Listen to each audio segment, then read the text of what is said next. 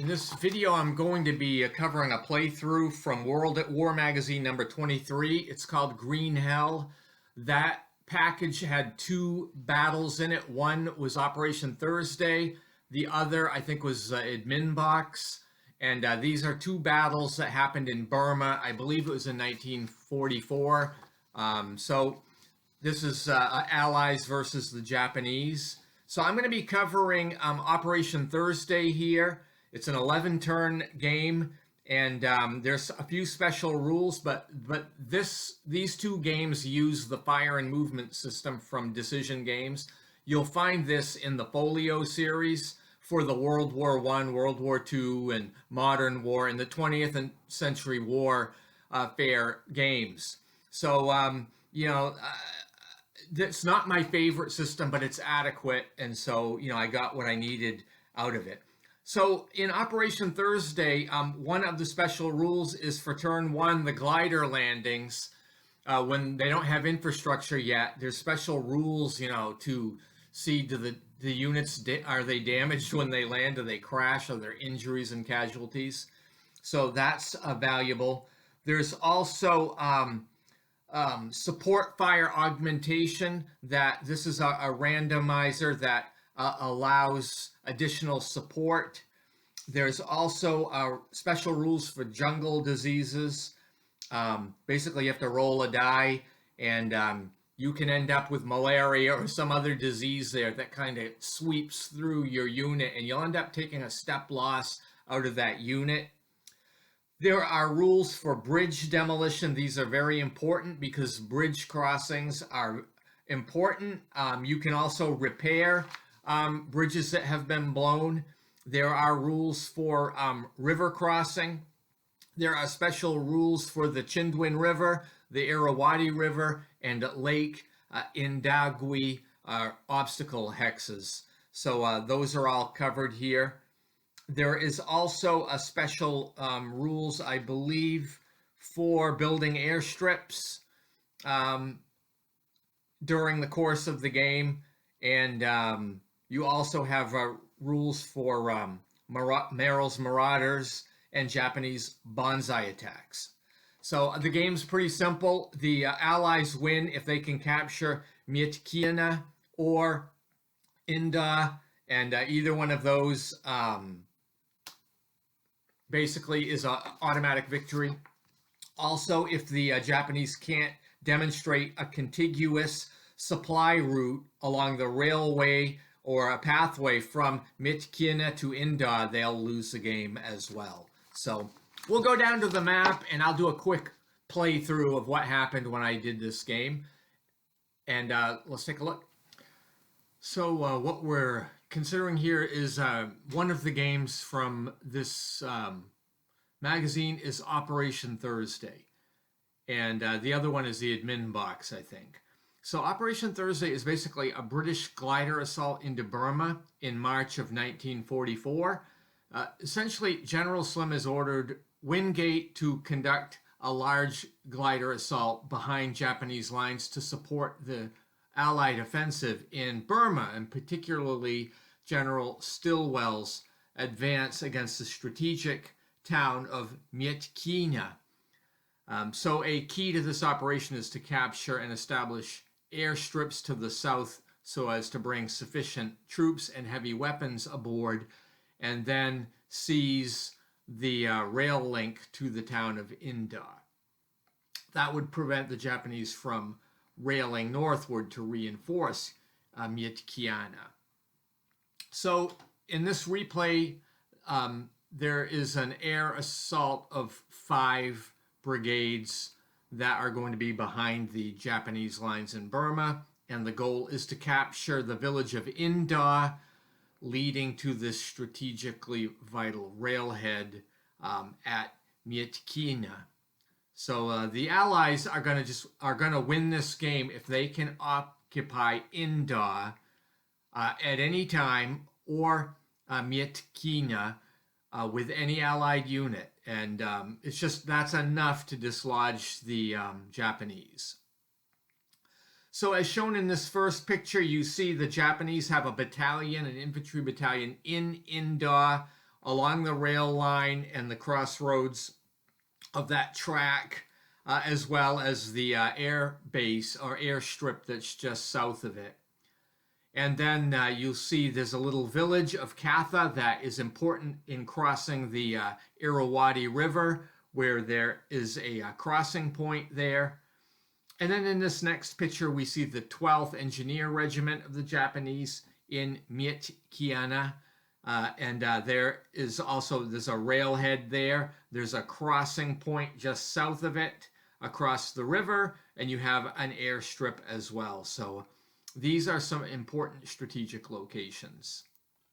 So on turn 1, only the Japanese player has units on the map, because the Allied units, the British units, all have to come in through an air landing.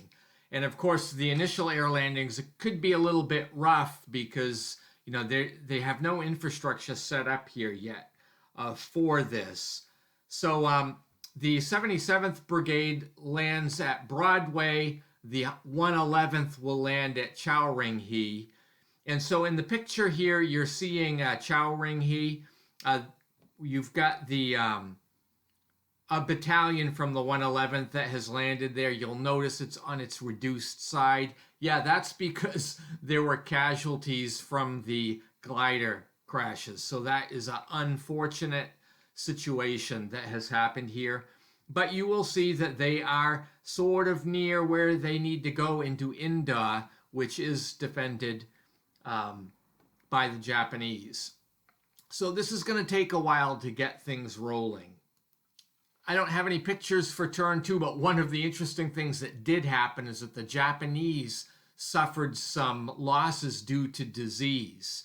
So the 155 battalion in Jungle Hex in the northern part of the map had to flip to its depleted side because of the disease. So, that's kind of fortunate for the Allies to get some free casualties on the Japanese. So on turn 4, you're seeing the 77th Brigade along, it's kind of spread out here near Mannion, and the Lancashire Fusiliers are holding that little village, as well as that intersection of the track and the railroad and those 2 bridges. And then you've got the 1st Special Service is covering the flank there along the railroad. These guys, their objective really is to go south, I believe, from this position.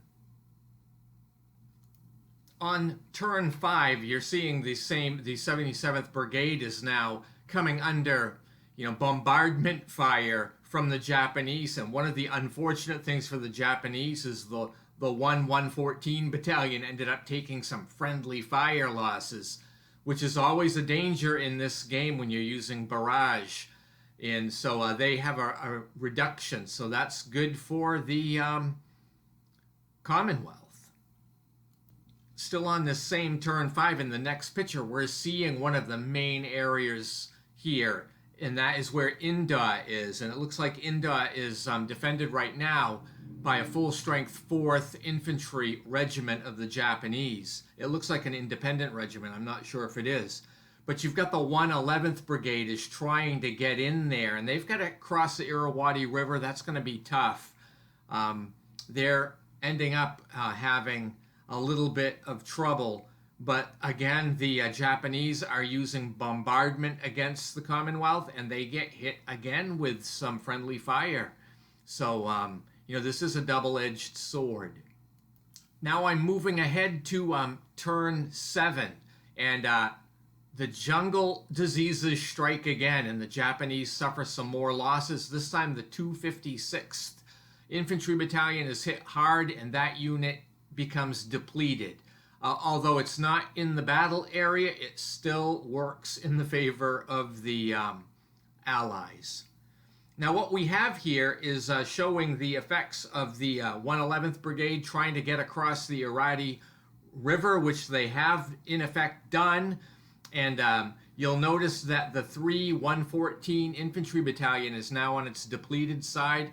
And you'll also notice that the Commonwealth has had some fairly decent artillery support as well as air support, while the Japanese have some artillery support as well. But so far, Inda continues to be in the hands of the Japanese. Turn 8 is showing continued fighting with the 111th Infantry Brigade, trying to drive into the Japanese that are defending Inda. You'll notice the 324 Battalion is in Inda and holding that location, and you've got zones of control protecting everyone there. But the 324 has been reduced as well. And you'll notice the 3114 Battalion, which is holding the the left flank here, left flank of Inda, is also reduced. You'll also see there, though, that the Queen's Own Battalion has suffered reduction, but it is still in place and it's holding that important river crossing. You'll note also that there's air support on both sides now, but it looks like those American medium bombers in there. The silhouette looks like Mitchell's B-25s. So this area is very shaky. There's a lot of back and forth going on here. It's imperative that the Japanese hold on to Inda or they lose the game. Turn 9 is showing continued fighting. You'll see that the Japanese are coming in from the rear, though. The 146 Battalion is headed in along the trail toward Kath, kind of cutting off the 111th. But the 111th is really doubling down on their attack. And you can see elements of the 24th Regiment of the Japanese are still defending in Inda, which is what they need to do. There's a lot of back and forth here, and the 3114 has also suffered some reductions. Even though the Queen's Own Battalion is reduced, it's still able to project a zone of control and cover that northern flank. So this is a picture of turn 10 showing what kind of happened here. There's a rough situation here, but you'll see that the Japanese 114 is protecting that area that we're ultimately trying to get to strategically. And they've got some weaker units there, but the 77th isn't really able to break through there. It's just been too tough. And meanwhile, the 111th Brigade is in the south near Katha. They are right on the outskirts of Inda, trying to break through because they have to capture Inda. But now Inda has a full strength regiment there, the 4th Infantry Regiment, so it's going to make it tough. One of the things the Japanese have been doing is whenever they get a retreat result here in Inda, they do stiff resistance and they take a step loss instead, and then they try to rotate in some full strength units. So we go to game turn 11, and here this time the Commonwealth suffers their first losses due to disease, and the King's Only Regiment is unfortunate, and these men suffer from malaria, so they're just not going to be able to fight like this. Anyway, what we show here in the picture is the fighting that has happened around Inda. You'll see the 111th has really done a good job at clearing away the Japanese. You've got the 324 Battalion and the 3114. Both of them are reduced. And you've got the 316 Battalion that has come down along the track in the north, and they're just outside of Inda. You've got the 9th Gurkhas on the outskirts of Inda, and as well as the King's Only. And then you see in this last picture, the 1st Special Service Unit has finally been able to get into Inda. They only have to be there momentarily to disrupt the Japanese enough to actually win this scenario. So that's what you have here. You have a Commonwealth victory, an Allied victory, but it fought right down to the last turn of the game. So that was a pretty good game. I think it brought up a cool story. So I thank you for watching this video, and stay tuned if you'd like to see other coverage. I hope you have a great day.